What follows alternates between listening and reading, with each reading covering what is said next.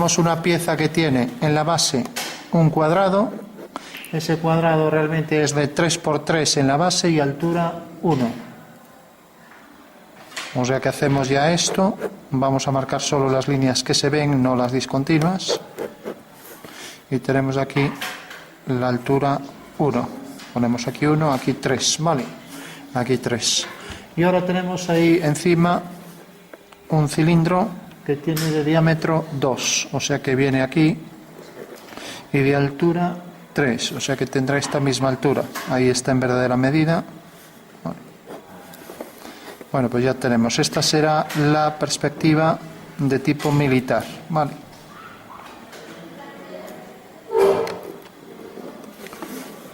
Bueno, con esta creo que nadie ha tenido problema ninguno.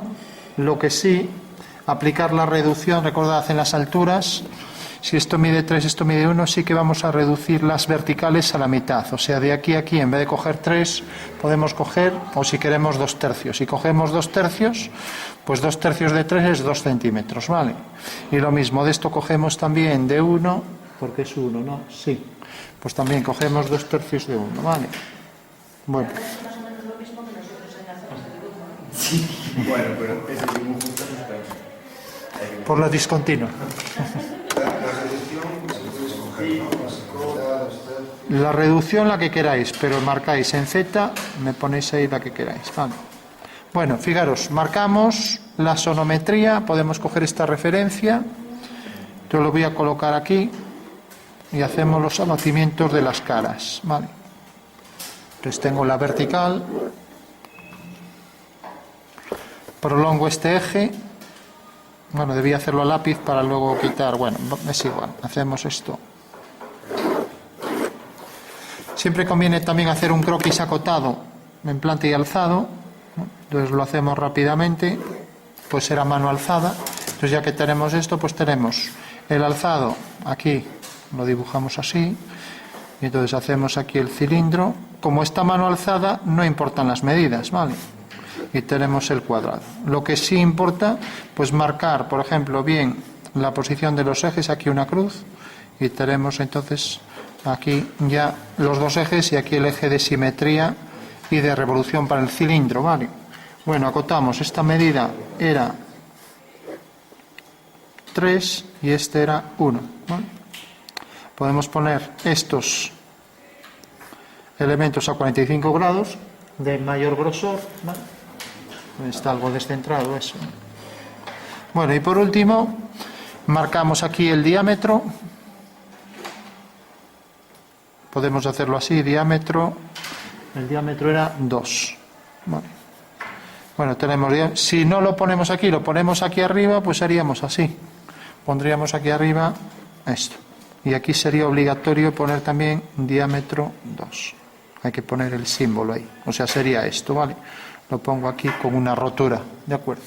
Bueno, tenemos planta alzado y tenemos, nos falta esta medida, ¿vale? Podemos acotarla arriba de esta manera, así, con lo cual ya no acotamos ni esta ni esta y haríamos esto. Y ponemos aquí el símbolo de cuadrado, ¿vale? 3, ¿vale? Que quiere decir que esta cara es un cuadrado de lado 3, ¿vale? Con lo cual no haría falta hacerlo aquí. Si no lo hacemos aquí, pues entonces habrá que hacerlo aquí. Traemos por aquí la línea, ponemos 3 y traemos aquí la línea, ponemos 3. Bueno, tenemos planta y alzado y ahora pasamos a esto. Si lo acotaste arriba en el alzado, ¿tienes que volver a acotarlo en la planta? Es que aquí el cuadrado este no está acotado aquí. En el alzado no está acotado. Entonces al no estar acotado aquí tengo que ponerlo aquí abajo.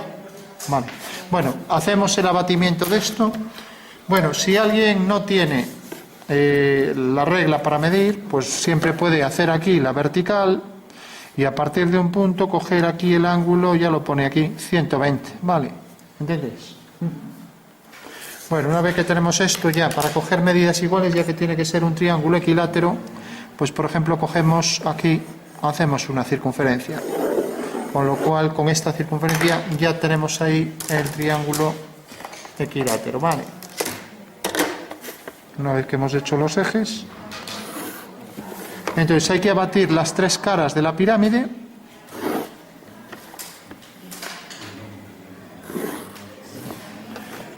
Entonces, fijaros, tenemos dos opciones, que esto no lo vimos. O acotamos hacia aquí, o hacemos el giro hacia aquí, ¿no? O abatimos hacia adentro y lo sacamos fuera. ¿Qué significaría eso? A ver si tengo aquí la imagen. Bueno, no estaba por aquí en 3D.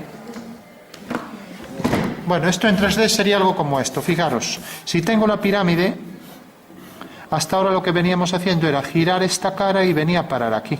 Entonces, esta medida la proyectábamos aquí. Realmente la proyectábamos a la proyección de esto aquí, ¿no? O sea, venía a parar aquí, ¿no? Vale. Bueno, espera, aparte de ello, esto está proyectado aquí, no aquí. Bueno, la pirámide es esta pirámide que tenemos aquí, el vértice, ¿vale? ¿Lo veis, no? ¿Pero qué pirámide es en nuestro dibujo? Bueno, vamos por partes. A ver, olvidémonos de la pirámide, eso lo vemos luego, ¿vale? Entonces una vez que tenemos esto, vamos a dibujar este arco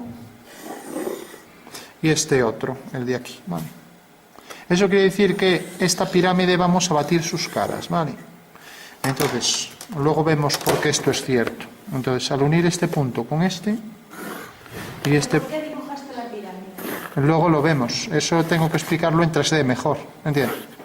Hasta ahora... O sea, siempre que vamos a hacer una Asonometría. dibujar una pirámide. Claro, es que aquí va a haber siempre una pirámide. Esta es una pirámide, ¿entiendes? Igual que un tetraedro. A ver. Realmente no sé, es un tetraedro, pero no... ¿Es porque es esa figura? O... No, en todas las asonometrías vamos a hacer esto. Realmente esto no es un tetraedro regular, ¿no? Fijaros, esto es parecido a un tetraedro. Pero, ¿qué diferencia hay? Pues que en realidad estos ángulos serán de 90.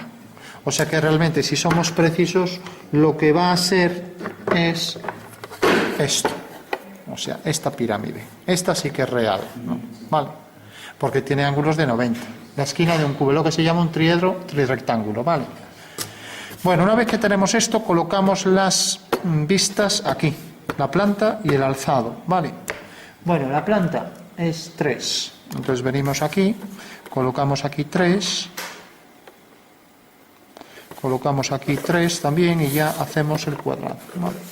3 por 3, un cuadrado. Aquí pues también tendremos 3 y 1, 3 en longitud, es el alzado, y aquí 1 en altura, ¿vale? Con lo cual ya puedo hacer el rectángulo y ya tengo 2, lo que es el prisma de la base. Entonces, cojo la referencia ahí de los ejes abatidos y dibujo ya esto, esta línea y dibujo esta. Bueno, ya tengo la base de la figura, el pedestal, por decirlo así, ¿vale? Y hacemos lo mismo aquí, el cuadrado de 3 por 3. Entonces hago esta línea, que si está bien dibujado, como estamos en isométrica, ese punto va a coincidir en los dos casos, pasan por ahí en los dos casos, ¿vale? Ese es el cuadrado, ¿vale? Y ahora hacemos aquí la diagonal para obtener el centro y colocaremos la circunferencia de diámetro 2, ¿vale? Entonces podemos hacerlo con compás, o bien si tenemos la de circunferencias, venimos aquí, cogemos la de, aquí lo tenemos, ¿no? La de diámetro 2 ya nos trae los ejes, o sea que nos va a definir la posición del centro, y entonces ya marcamos ahí la circunferencia, diámetro 2, ¿vale? Bueno, una vez que tenemos esto, recordad, la planta, aquí podríamos, si queremos, marcar los ejes ortogonales a los lados, son los dos ejes de simetría en marca del centro de esa circunferencia, y aquí esto era 3 y esto era 2, bueno, pues por el punto medio hacemos una vertical y por ahí cogemos 1 centímetro de cada lado, hacemos aquí la línea vertical, desplazamos esto por el centro. ¿Eso qué era? Esto es el alzado, ¿vale? El alzado, y como tiene diámetro 2, pues cogeremos aquí 1 centímetro de cada lado, ¿vale? A ver.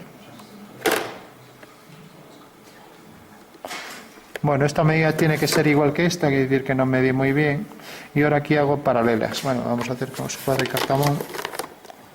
Entonces hago una paralela aquí, hago una paralela a esta línea. Vamos sumando ahí imprecisiones. y aquí lo mismo. Bueno, pues ese es como decía, el cilindro. Esto tendría que estar perfectamente centrado y por tanto esta medida de 1 centímetro igual que esta. Y ya cogemos la altura que era 3, ¿no? La altura del cilindro, 3 o 2. 3, sí. Vale. Bueno, pues ya cogemos esto y ya tenemos ahí el cilindro. Bueno.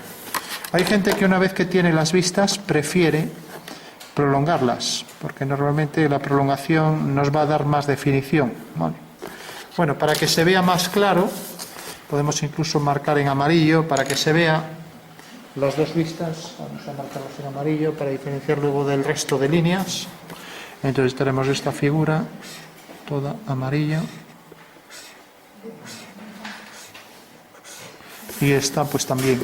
O sea que siempre colocaremos la planta de alzado. Si la figura es compleja, con dos vistas no llega. Habrá que abatir también esta cara, ¿vale? Luego vemos por qué eso es un abatimiento y por qué eso es una pirámide. Bueno, tenemos las dos vistas ahí colocadas, ¿vale?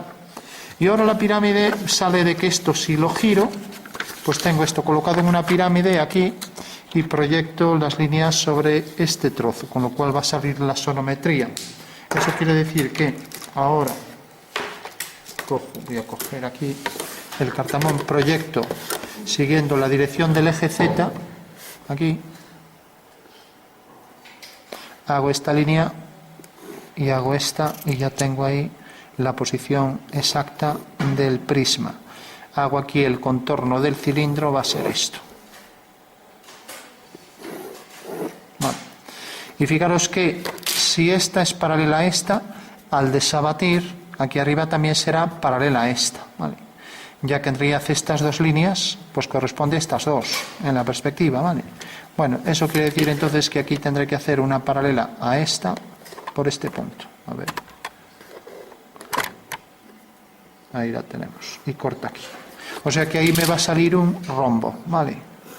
Un rombo. La perspectiva de este cuadrado es un rombo. Fijaros, hay gente que prefiere hacerlo así. En vez de estar proyectando los puntos, pues dice, vamos a ver, si yo prolongo esta línea, corta aquí.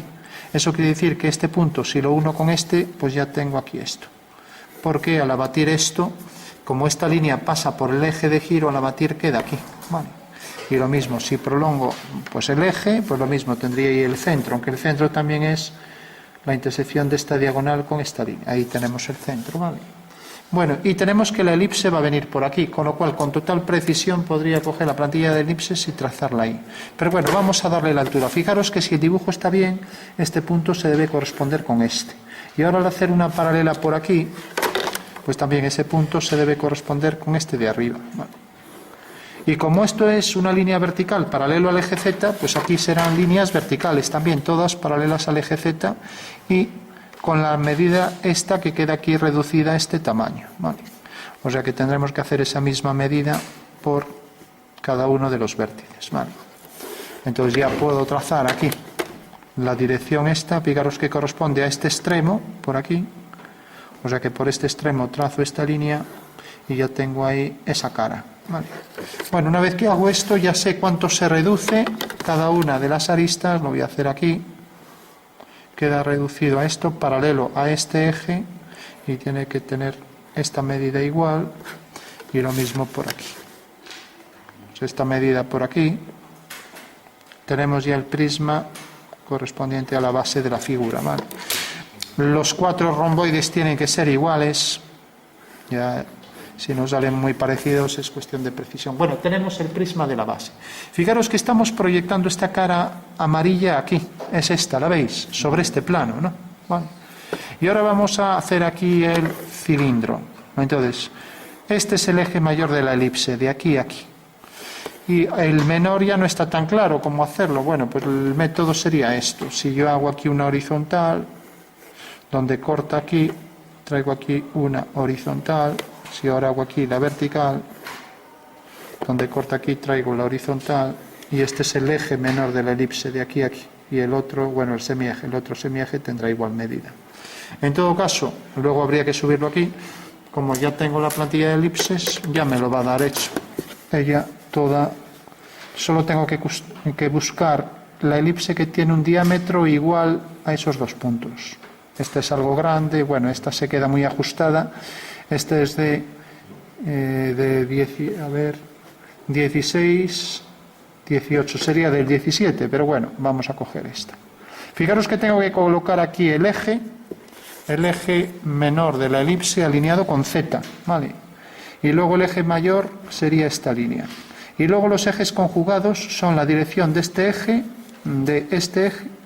y del otro eje, ¿no? Con lo cual de esa manera puedo cuadrar la elipse con precisión. A ver, ahí tiene que pasar. Como es ligeramente más pequeña, voy a mover la regla ligeramente, entonces tengo ya ahí la figura. Gracias a que me da los conjugados, también tengo la referencia de esta línea y esta, ¿no? Vale. Y ahora tengo que coger aquí, ¿cuánto se reduce? Pues este punto pasa por el eje, pues lo proyecto. Bueno, entonces hago la dirección del eje Y' que tengo aquí, viene por aquí y se proyecta en este punto. Por tanto, ese es el centro de la elipse, ya que aquí es el centro de la circunferencia. Entonces, ya que tengo aquí una línea horizontal, trazo ahí la horizontal y ya tengo el eje mayor de la elipse, que viene por aquí. ¿Vale? Por lo tanto, cojo la misma elipse y la coloco aquí. ¿Vale? Entonces, era esta elipse, si no recuerdo mal, la centro aquí, tengo ahí la línea horizontal, a ver, viene por aquí. Algo pequeña, ya digo, pero bueno. Bueno, pues ese es el cilindro, ya lo tengo. Y fijaros que si hago la tangente aquí, desde este punto, vamos a hacerla, pasa por el extremo del eje conjugado. O sea que estos datos me los da la regla. También esta tangente pasa por el otro eje conjugado. ¿Qué significa? Que fijaros, si coloco aquí la regla esta me marca la posición de la dirección de este eje, que es en realidad este eje, ¿vale? El eje X', ¿no? Entonces, fijaros que este eje detecta ahí la posición de este punto y este, que es en realidad la línea esta. O sea, esta línea tiene esa dirección y es el eje conjugado.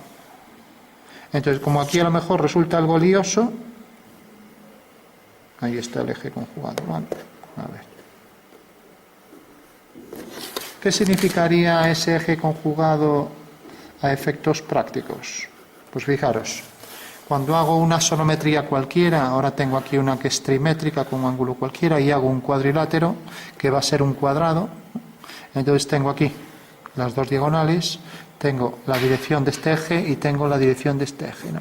Bueno, pues corta en estos puntos y estos realmente son los ángulos, son dos ejes ortogonales de la elipse, ¿vale? La elipse vendrá por aquí y fijaros que los ejes conjugados me está dando la dirección de este eje y de este otro y es donde la circunferencia es tangente en ese cuadrado, ¿vale? ¿Lo veis? Sí. Por eso la ventaja de que estas figuras traigan los ejes conjugados y si no los traen como esta, pues se le calcula, es muy fácil, en un segundo se hace, ¿no? ¿Vale? Como lo pusimos aquí hechos a mano, ¿vale? Bueno, tenemos la figura, la marcamos y por último hacemos las sombras ya que lo tenemos, pero entendamos en el espacio qué significa esto, ¿vale? Bueno, primero vamos a darle sombras, así se ve mejor también. Entonces marcamos ya a tinta el final y borramos todo lo demás. Entonces tenemos estas tangentes comunes a ambas elipses de extremo de vértice a vértice. Tenemos esta elipse de la base, no hacemos las líneas de atrás que deberían ser discontinuas. ¿Vale? Tenemos ahí esta elipse y tenemos ahora la elipse superior. Claro, hacer una elipse no es fácil y gracias a que tenemos la plantilla pues nos la hace con bastante precisión, ¿no? La precisión que tengamos con él. Y ahora tenemos esta línea por delante, es la que se ve, esta también, paralela a las otras, esta hasta atrás, también hasta atrás. Fijaros que todos los elementos tienen que estar perfectamente alineados con esto y con esto. O sea, el cilindro alineado, los extremos alineados, estos vértices alineados en la vertical y lo mismo, todo esto. Por ejemplo, si hago aquí la dirección del eje Y, pues es tangente a esta elipse, ¿vale? Por poner otro caso, ¿no? También por detrás, esto será tangente a la elipse por detrás, ¿no? ¿Vale? O sea que todos los elementos están alineados aquí con eso, ¿vale? Bueno, por último, vamos a darle unas sombras y vamos a calcular también, vamos a imaginar también que es algo reflectante el objeto. Ya sabéis que son elementos inversamente proporcionales, la luz y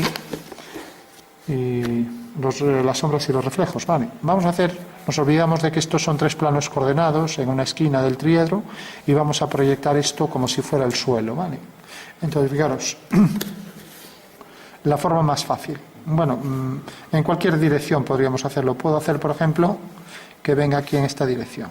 Aunque claro, es demasiado... Vamos a hacerlo en una dirección cualquiera, en esta. Y vamos a hacer que este punto tenga su sombra aquí. ¿Vale? Entonces la sombra de este segmento será una paralela, ¿no?, con la misma medida. Entonces con el compás tendré que coger esa misma medida y la coloco aquí. Con lo cual la sombra de este romboide, bueno, de este rombo, pues será otro rombo idéntico aquí, con la misma medida también. Entonces ya lo coloco aquí,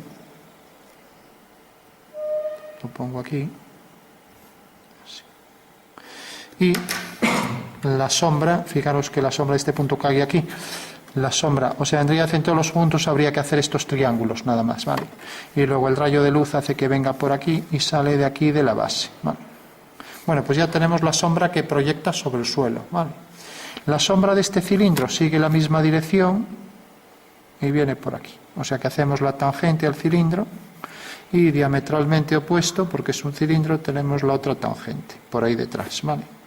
Entonces ya sombreamos eso, tenemos sombra propia del objeto, que es esta, de esta cara, y sombra que proyecta sobre el suelo, que es esta. O sea que hemos calculado las sombras de esa figura del prisma y ahora vamos al cilindro. Hasta ahora tenemos en el cilindro solo lo que proyecta aquí de sombra. Vale. Bueno, todo el mundo entiende que esa será la sombra de la figura, ¿sí? Bueno, fijaros que es tangente en este punto, siguiendo esta dirección. Bueno, pues si es tangente en este punto, habrá que levantar por aquí una vertical. Y esa es la separación de luz y sombra en el cilindro. Eso quiere decir que esta es la zona de sombra propia del cilindro, ¿vale? Con lo cual las sombras se terminaron. Bueno, aquí marcamos más oscuridad por detrás y aquí por detrás también. Ahora nos faltará, ¿qué faltará? Que alguien me lo diga de sombras. Exacto, sí. El cilindro proyecta también su sombra sobre el suelo, ¿no? Ya que si no, así está incompleto. Entonces tenemos la sombra propia del objeto, que es la que está en el mismo objeto. Aquí quedaría algo difuso el contorno. La sombra que proyecta sobre esta cara, la cara está en sombra, ¿vale? La sombra que proyecta sobre el suelo, sobre el plano horizontal, todo por detrás, el prisma proyecta toda esta sombra. Recordad también que va a haber más oscuridad ahí en el entrante. Y ahora terminamos poniendo la sombra del cilindro, ¿vale? Bueno, pues sombra del cilindro. Pues fijaros, igual que trazamos aquí la dirección del rayo, cuando los rayos son paralelos se entiende que es luz solar. Esta es la dirección del rayo. Bueno, pues esa misma dirección habrá que hacerla por este vértice, ¿no? Y como este vértice tiene su proyección en el suelo aquí en la intersección de las dos diagonales, pues seguimos esta dirección también. Pues esta dirección por aquí. Eso quiere decir que la sombra de este punto es este. Y habrá una traslación idéntica de esta elipse. Con lo cual ahí el centro este, marcamos ahí la posición del centro, esa tendría la posición de la sombra de esa elipse. Y como las sombras de las verticales siguen esta dirección, pues aquí también seguirán la misma dirección. Bueno. Y como esta sombra tapa la punta, pues aquí también tapa la punta, sería así una incongruencia, ¿vale? Entonces hacemos esa dirección y ya tenemos la sombra completa, ¿vale? Bueno, tenemos ya la sombra, entonces le damos con esto y ahí está ya la sombra que proyecta sobre el suelo. Bueno, pues en síntesis, recordad que la sombra de cualquier objeto, sea en axonometría o en cualquier sistema de representación. Simplemente si tengo aquí un objeto, una esfera con una varilla, pues tenemos una dirección del suelo, que es esta, y el rayo que tiene esta dirección. Por lo tanto, esta será la sombra de ese objeto. Nada más que eso. Eso es todo lo que hay que saber. Y eso lo podríamos hacer con cada punto. Fijaros que siempre ponemos triángulos iguales, ¿vale? Con lo cual ya tenemos aquí la sombra del objeto. ¿Algún problema sobre la sombra? ¿Se entiende?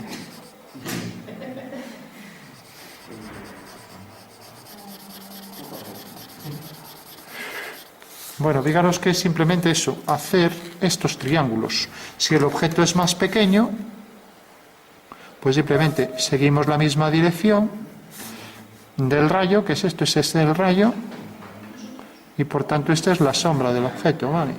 O sea que hay que hacer triángulos. ¿Alguien sabe cómo se llaman estos triángulos? En el espacio son rectángulos, pero la relación en los tamaños y sus formas y ángulos iguales nos dice que son proporcionales, ¿vale? Bueno, fijaros también que la luz incide más ortogonalmente en esta cara que en esta. Eso quiere decir que aquí podría llevar un tono medio, ¿vale? Eso también es un tema importante. O sea que aquí llevaré un tono que no es tan oscuro como la sombra, pero sí que tiene oscuridad. O sea que las caras horizontales tendrán más oscuridad que estas caras en vertical, ¿vale? Bueno, pues esa sería ya la figura al completo. Y ahora podríamos remarcar ahí, pues, por ejemplo, para los entrantes, que se perdió un poco la línea por donde pasa la línea del objeto, y aquí definir mejor esto. Bueno, las sombras nos facilitan mucho la comprensión de las figuras, ¿no? Pues yo recomiendo, es un tema que conviene saber, ¿no? Y en el fondo, pues es simplemente calcular la intersección de una línea con un plano, el plano del suelo en este caso, ¿no? O sea que no debería tener complicación. Y luego ya, para artístico, pues lo que hacéis es dar más contraste en algunas zonas, como decía, las zonas entrantes más oscuras, ¿no? Ahí. Bueno, entonces, esto sería más oscuro, esto también, etcétera. Bueno, pues ahí tenemos ya la superficie. Hay que decir también que en las sombras, los contornos de la sombra más cercana al objeto se definen más, son más nítidas que estas del final, que se van difundiendo los contornos un poco, ¿vale? Más si la luz no es puntual, ¿no? O sea, si la luz pues está formada por varios focos, pues todavía esto se indefine más, ¿vale? Y esto tendrá siempre el mismo grosor, porque estamos con luz solar, ¿vale? Y aquí habrá más oscuridad que en esta zona, por ser zona de reflejo, ¿vale?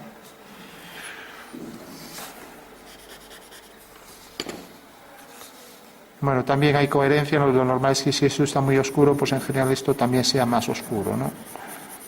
Y sobre todo, como decíamos, la zona de la base, aquí más oscura, y aquí también se va a percibir más oscuro, más que nada por el claro de al lado, ¿vale?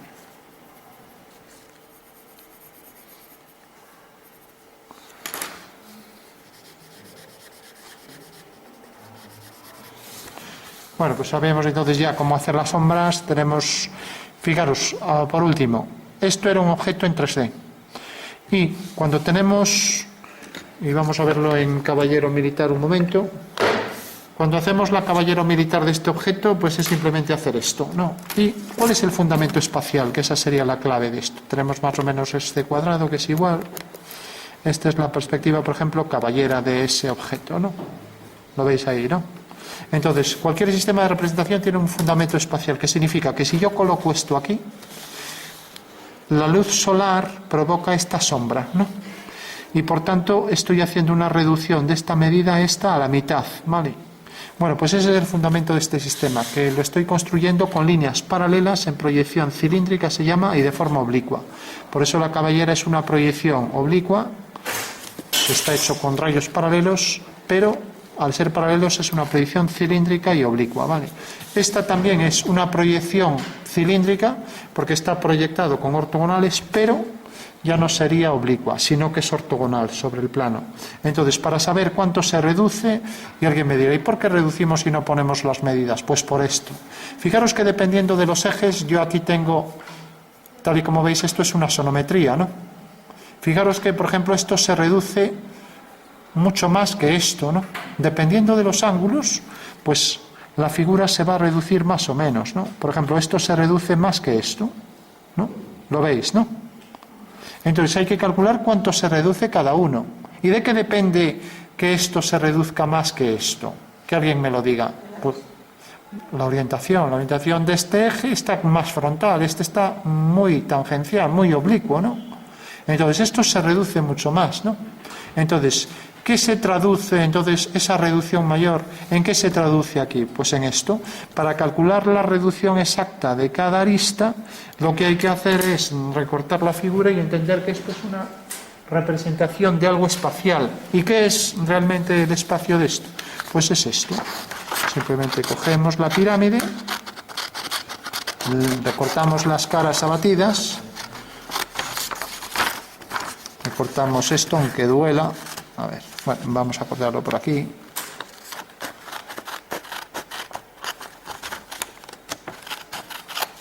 Tenemos ya las caras, son triángulos que en realidad van a construir una pirámide. O sea, esto es lo que se llama en geometría un desarrollo. ¿A alguien le suena la palabra de qué significa desarrollo de una figura en geometría? ¿Eh? Exacto, se puede construir en papel, que es lo que estamos haciendo aquí. Estamos haciendo el desarrollo de la pirámide y vamos a ver que esto es cierto en el espacio. Otros años habíamos hecho cantidad de figuras, cientos de figuras, sus desarrollos, con sus secciones incluso. O sea que cualquier figura la podíamos convertir en papel de esta manera, ¿no? Es una forma de hacer maquetas, ¿no? Para hacer una maqueta necesitamos tener control total de esto, de hacer el desarrollo de una figura en 3D, como pasa aquí, ¿no? Vale. De acuerdo, bueno, pues esto es lo que hemos hecho aquí. Hemos hecho el desarrollo de una pirámide. Fijaros que giramos esta cara, giramos esta otra, y ahora el objeto está ahí en la esquina, ¿lo veis? ¿Veis que está ahí en 3D? Sí.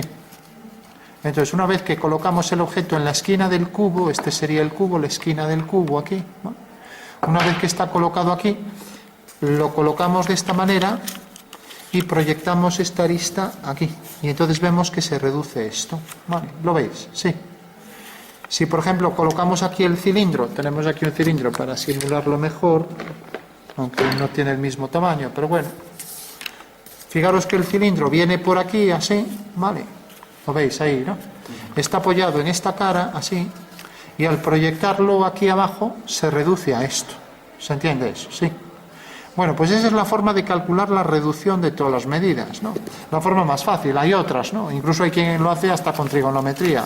Hay libros de dibujo técnico que están llenos de tablas de cuánto se reduce cada cosa. Sería absurdo estar haciendo cálculos cuando en dibujo podemos hacer cualquier pieza compleja de forma muy sencilla, ¿no? Y es simplemente colocándola ahí, en la arista, en la esquina del triedro, como veis, colocada ahí la pieza, tal cual está ahí. Y una vez que la hemos colocado aquí, pues lo que hacemos es proyectarla abajo, vemos que esto se reduce a esto. El otro día me preguntaba, ¿y por qué sale I' y no I? Pues por eso, porque este es el eje I, pero al proyectarlo aquí abajo es I', ¿no? Este es el eje X, o como le llamemos, ¿no? Bueno, este era el eje Z, porque era el vertical. Y una vez que hacemos esto, pues ya giramos la figura, giramos, y vemos que efectivamente, pues estas medidas se reducen de esa manera. Por ejemplo, si hago esto así, veréis que esta medida la voy a marcar aquí en tinta en color rojo para que se vea mejor, y así verificamos que efectivamente esa es la reducción de esa arista. Fijaros que esta arista viene desde aquí hasta aquí, ¿no? Bueno, la voy a marcar por aquí también. Esta es la medida real del objeto, lo veis en 3D, ¿no? Bueno, vamos a ver si es cierto. Fijad, nos hacemos el giro, y al hacer el giro vemos que ahí coincide exactamente con esa medida, ¿no? Por eso hacemos esto, ¿no? Es la forma más fácil de obtener las medidas reducidas, ¿no? Porque en realidad veis que esto está en la pirámide, se proyecta ahí abajo y queda reducido a esto, ¿vale? ¿De acuerdo? Entonces, claro, ¿cómo puedo calcular cuánto se reduce? Pues una forma es abatir las caras, ¿no? Y como decíamos, imaginaros que esto es una pirámide flotando en el mar, ¿no? Vale. Si de repente yo aprieto aquí, entonces esa pirámide va a tener otra forma. Y si en realidad era una pirámide que tenía estos tres lados iguales, lo que se llama el triángulo fundamental, ¿no? Si aprieto aquí, el cubo hace esto. ¿Y entonces qué pasa? Pues que en realidad la pirámide va a ser así. Va a tener esta forma, por ejemplo. ¿Vale? ¿Entendéis? Y entonces aquí el cubo va a salir así. Y como veis, cuando hagamos el cubo en esta dimetría, ahora ya estamos en dimétrico, he hundido la pirámide, por ejemplo, de esta manera, y ahora estamos viendo esto y esto. Esto se reduce menos que esto, por eso aquí el cubo, esta medida a lo mejor sale de 2 unidades y esta de 1,5. ¿Vale? ¿Por qué? Porque en dimetría este eje se va a reducir más que este al proyectarlo en el agua. ¿Entendéis? Imaginaos que esta es la línea de flotación y el cubo ahora está flotando de esta manera. Entonces necesariamente al proyectar esto en el agua, ¿no?, pues va a hacer que esto tenga una reducción distinta de esto. Por eso cuando hagamos los cálculos de la reducción en dimetría, al colocar así el cubo tal y como veis ahí, no hace falta ni calcularlo, ya veis que este cubo, pues esta arista es grande y esta se reduce más, viene por aquí, por ejemplo, ¿no?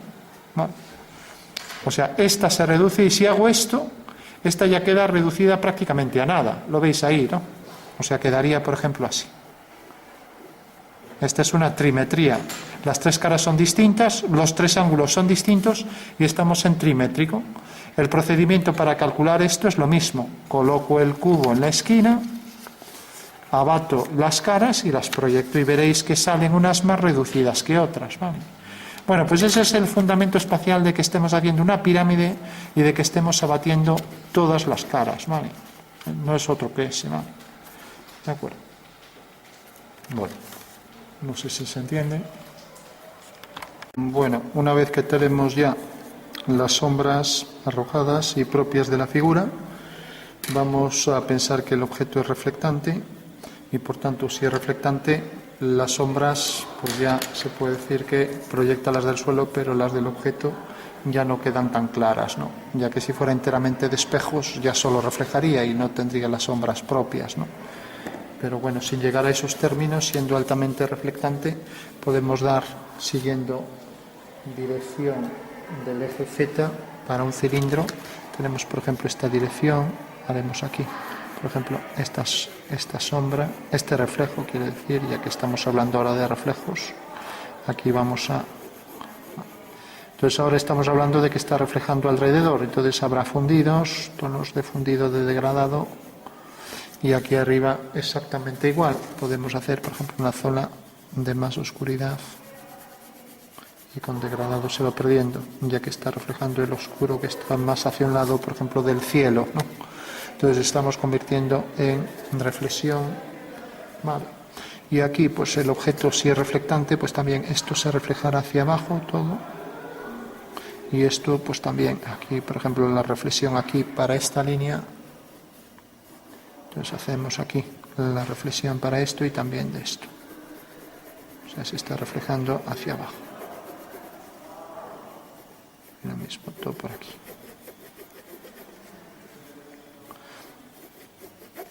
Bueno, una vez que tenemos esto, entonces ya le damos también esto, si hay luz, pues se reflejará ahí la luz hacia abajo y aquí el contorno este se reflejará todo hacia abajo. Entonces esto debería tener un fundido suave y aquí igual.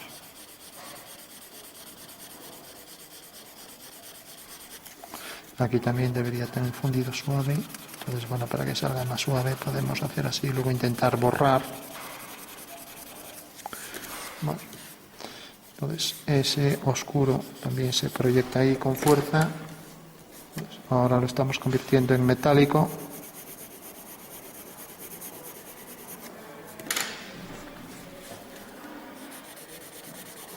Y el metálico debe tener altos contrastes. Entonces vamos a también marcar esto con sombra y también esto marcar por ahí.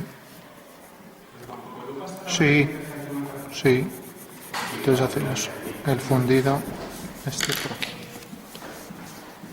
Pues terminamos el fundido y ya concluimos.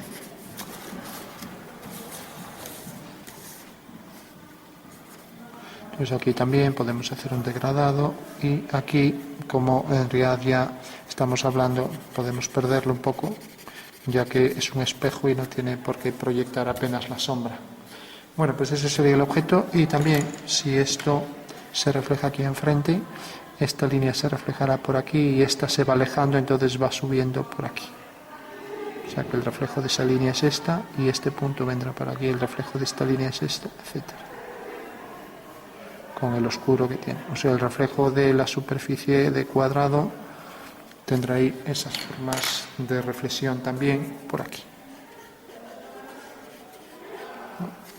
Entonces haciendo el mayor contraste por aquí, y también esto sí refleja aquí, siguiendo la dirección del eje, con una medida igual, tenemos esto se refleja aquí enfrente y con el mismo grosor aquí que esto. Bueno, entonces esto se reflejará sobre esta cara, y si el suelo es reflectante también habrá que reflejar aquí hacia abajo esto, con más intensidad. O sea que será la continuación aquí de esto. Y esto, como decíamos, siguiendo la dirección del eje, viene por aquí y ahora viene por aquí. Es la reflexión de esta línea hacia el fondo. Bueno, y ya si tenemos esto, pues también aquí sacaríamos más luz. Necesitaríamos aquí poner en la zona de luz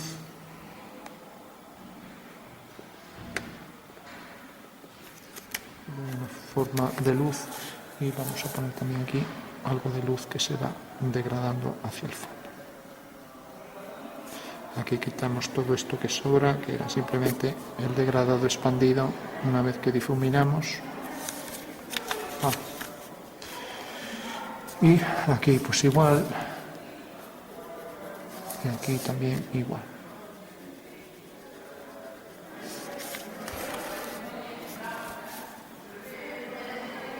Marcamos aquí esto.